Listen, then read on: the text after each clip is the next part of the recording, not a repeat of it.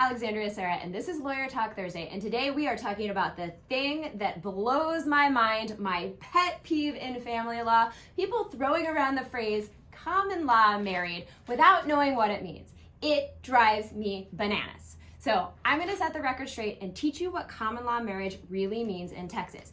Because guess what? There's two ways to do this. The first way, let's say you're living with a guy for 5 years, you have kids, you bought a house, no big deal, right? You didn't get married formally or informally. When it comes time to separate, things are easy. You keep your property, he keeps his property, you separate the house, you deal with the kids, and bye-bye, no problems. But if you're common law married, the only way to undo that is to, you guessed it, get a divorce, okay? So maybe you think it's cute to call him husband or her wifey, but it's really not that cute when he's entitled to half your SUV, okay? So let's get this straight. Now, when I'm talking about marriage, you can either be informally married, which is common law, or formally married, which is what you think about like going to the justice of the peace or a judge, getting a marriage license, having a ceremony, going to a church, all that good stuff, okay? Formal marriage is easy to prove.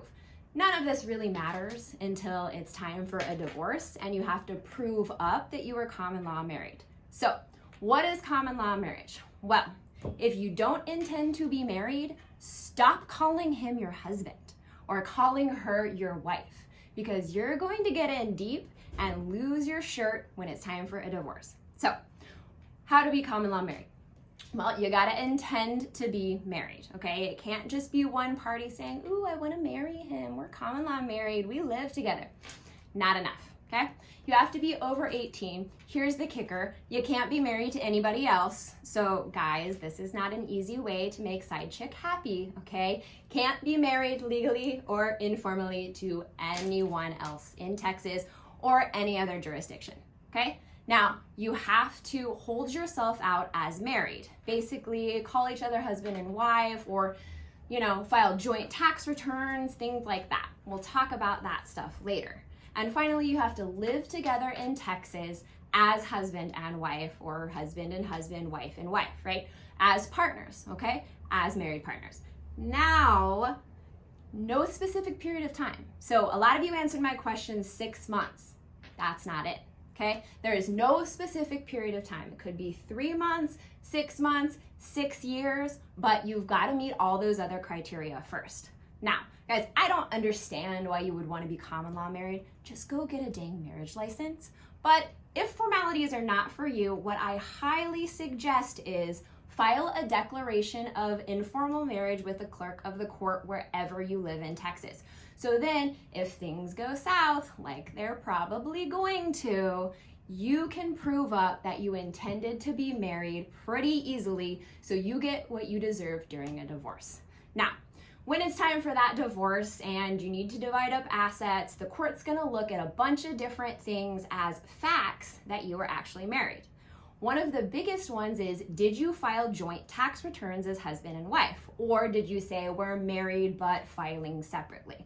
Having kids together isn't enough. So tax returns, did you live together on any legal documents? Did you put them down as your spouse? So if you get public benefits, if it's a beneficiary form, if it's any type of legal document, if you list them as your spouse, that can be used against you later. Okay, so if you sign leases as spouses, if you buy property together as spouses, all of those facts can be used to prove that not only you intended to be married, but you also held yourself out as married individuals. Okay, so word to the wise, if you don't intend to be married, stop calling him husband or her wife, okay? Just stop it. And do not file a joint tax return. That's the most ridiculous thing in the whole wide world if you're not married. I don't care if you're gonna save money.